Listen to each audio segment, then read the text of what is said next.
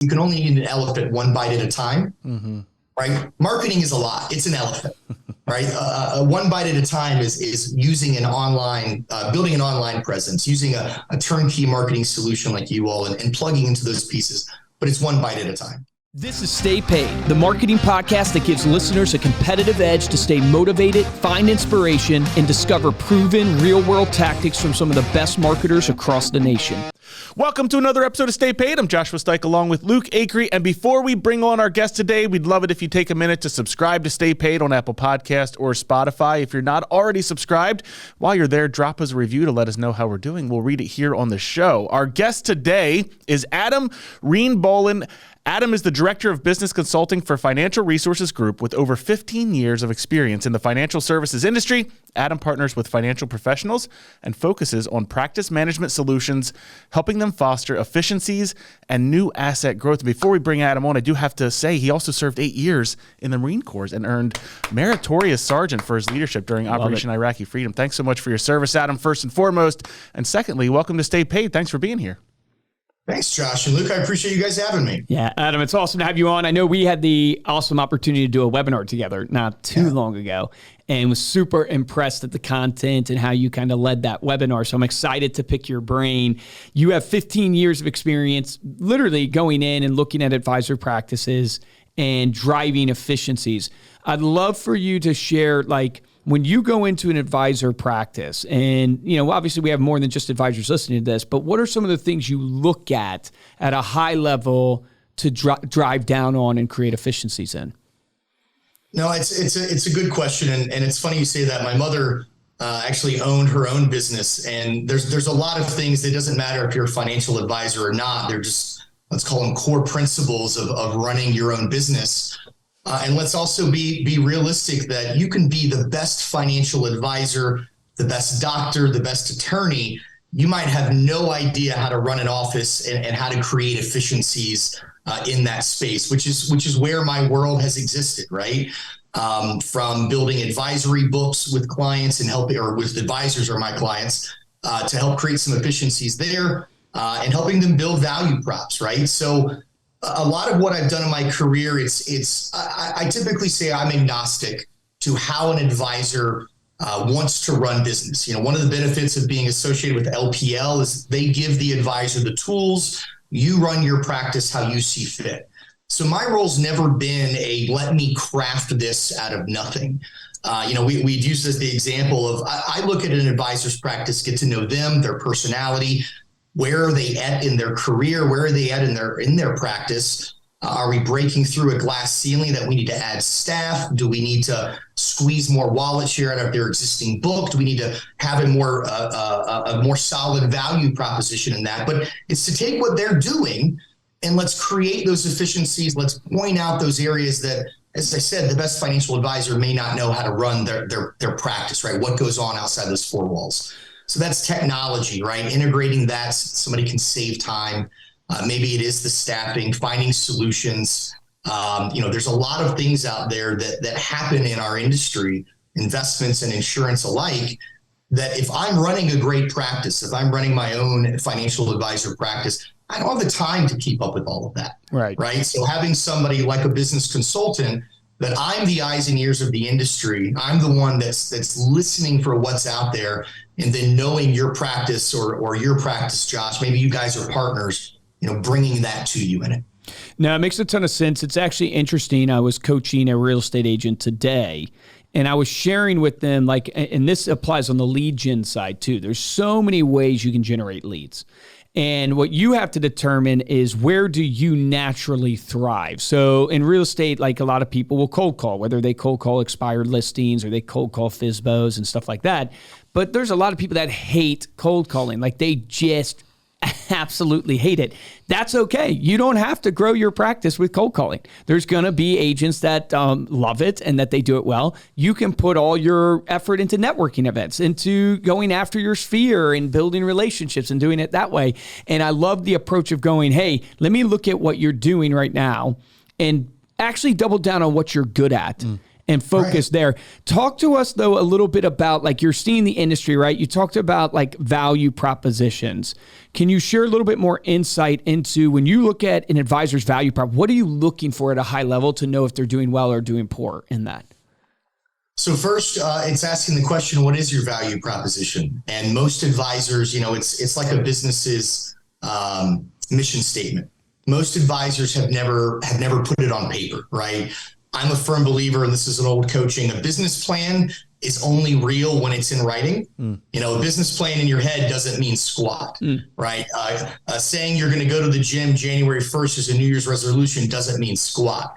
Building out a plan that Monday, Wednesday, Friday, Wednesday and Thursday of next week, and having that setup, that's what makes it real. So it's the same thing for a value proposition. Most advisors that I've worked with, right, from my side of the industry, they have grown their business by doing what they do very well, networking in their areas, their family, their friends, their coalitions, their churches, their neighborhoods. And then they get so busy that they forget to go back to their roots, right? They keep looking for maybe the next new idea, the next Netflix, right? To take out Blockbuster. There is no next Netflix, if I get that right. There is no wrong marketing, right? And one, understand what your value proposition is. What are you offering to your clients, and why are your clients doing business with you, right? And then one of the challenges I always push to advisors is, think about where you're doing business. The dry cleaner, the florist, the bakery. Are you doing it for convenience? Are you doing it because they have better quality? Think of the restaurants you go to. If you're going to those places to do business, flip that on yourself. How are you making it easy for clients to do business with you? If you like the convenience, I'll give an example. My barber, I almost said hairstylist, which I do not have hair for a hairstylist. My barber has an app on Book It. Right? I used to have to call him up and book my appointment. He would flip through his pages and write me down. Now he's got an app on his phone, on my phone, right? I can go on there, I can see his calendar, and I can book it. I can prepay it with it in advance as well, right? If I wanted to send my kid there, but I didn't want my son to carry cash with him. So voila, if I enjoy that for my barber, why wouldn't I have a tool for my clients to book an appointment with me to see my availability? And voila, there's a tool at LPL called Schedule Once that can go in your email signature, can live in your web page. What an easy way to create some efficiencies. If I like it, then more than likely the people I'm doing business are going to like it. And Luke, I'm going to give you credit for this, but it ties into it. The line that you used on our webinar is the best bridge to your next client is your existing client. And that couldn't be more true. Where you're doing business, I would gamble, is probably where you're getting a lot of your business back from. So let's get back to the roots in those. It doesn't need to be more complicated than that in my experience. No, that's awesome. Talk a little bit then, because you mentioned in your list of things that you would help or go and look at with your advisor clients, you also mentioned squeezing value out of your existing book, right? So how do you go about that when working with an advisor? Is it going back to the roots, like you said, the relationship and building that up, or how are you coaching advisors on that? Sure. So there's a lot of tools and things out there. Again, I want to listen to what is the advisor asking for. So sometimes they may come to me with the idea of, I want to grow in the insurance space. I want to grow in the managed money space. And that's an easy answer. I bring the resources into them. But most of the time, the advisor's saying, I want more revenue. How do I get that more revenue? And their first assumption is, I need more clients. I need more at-bats to get more revenue. And I would argue maybe, but probably not likely. So the wallet share reports or a preview of what wallet share, what it is if your client has said they're worth $500,000, but you only have $100,000 account, you only have 20% of their wallet share, right? You want to get 50, 60% of their wallet share. Industry data tells you that that's going to be a client for life. Right? The more visibility you have into their process. Offering financial planning is a piece for that, right? The most successful advisors, both at Financial Resources Group, at my prior firms, and at LPL, offer financial planning, and they charge for financial planning. There's a new revenue stream. If you're charging $1,500, $2,000, $2,500, $2,600, I think is the industry average, there's an added revenue stream. You do 12 a year, 24 a year, that's some serious pocket change. Insurance is typically very underserved. I think it's the most underserved piece in the financial services industry. Makes up about 2% of the revenue. Well, most advisors have not gone to their clients for their insurance needs. It's kind of an out of sight, out of mind. I got their annuity, I got their managed money, I got their brokerage account, their 401k rollover.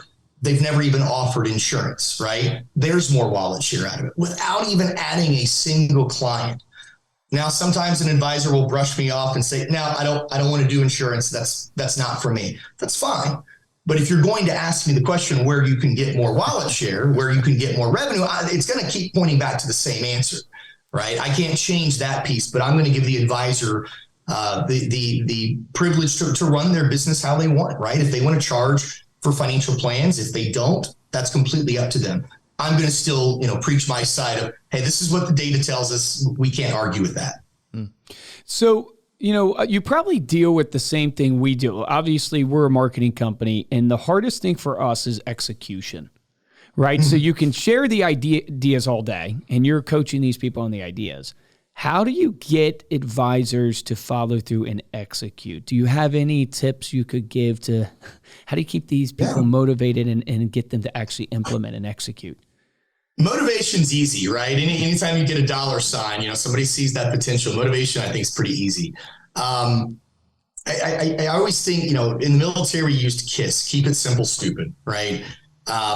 Don't make it more complicated than what it needs to be, right? Where you're spending your time is where you should be focusing your marketing efforts, right? If you spend time at an animal shelter, then do something with that animal shelter in partnership with your business. If you are working with the church, put on a seminar for the members of that church to be able to attend. And there's faith-based investing options that maybe people have never heard about. Don't make it more complicated than what it needs to be.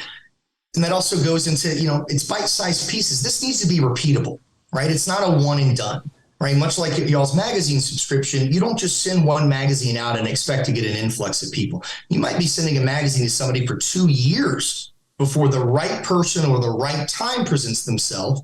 And what you've been doing is you've been dripping on them that whole time in an easy format, right? Because they've offloaded it to you all or FMG Suite or something. And they've made it repeatable to where now when that life event hits their mind, they immediately think, I need to give Luke a call, right? I've been putting this off. My mother just passed away. I just sold my business. My son just turned 18, whatever the excuse might be. That's going to trigger that event. So it's bite-sized pieces. It's trying to be that accountability partner.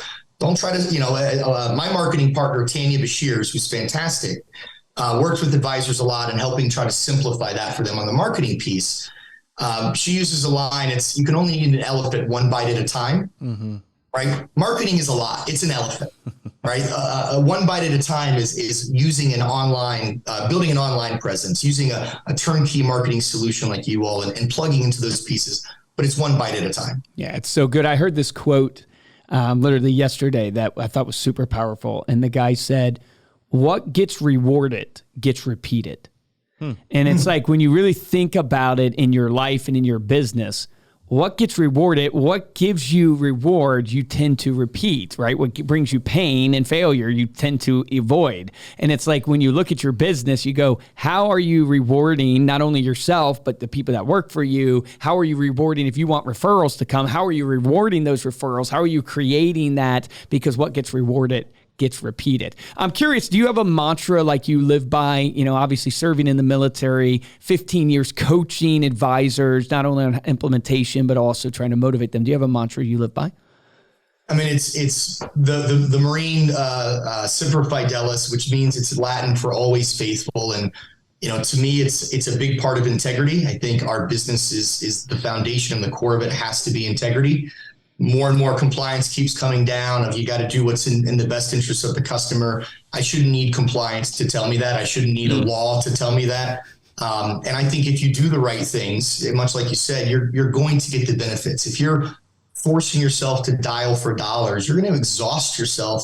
You're not going to feel the reward for it. And you're going to burn yourself out just like at the gym on January 1st. And 2 weeks later, you're no longer doing cold calls. Do something that's realistic, do something that's comfortable, do something that's natural. Have that integrity to say that if it's not working, try something else. That's perfectly okay. As long as you're failing forward, that's perfectly fine to take a swing. You did a seminar and only 2 people showed up. All right, what did you do wrong in the seminar? Did you do online presence? Did you let people dial in? Coming out of COVID, a lot of people feel more comfortable doing that. Are you giving them that opportunity? Much like you probably attend webinars. Our webinar, the Casting the Net, that wasn't in person. Yep. So give your clients, give your prospects that courtesy as well. Yeah, love that. So good. Thanks, Adam, so much for coming on the show. Before we close out here, let people know how they can connect with you. Absolutely. So again, Adam Rean Bohlen, it's Rean is the middle name. I'm definitely on LinkedIn and with Financial Resources Group as a subsidiary of LPL Financial. So anyone can welcome to email me, message me on LinkedIn. I'd be happy to connect. Fantastic. Love it. Thank you again. And thank you all so much for listening.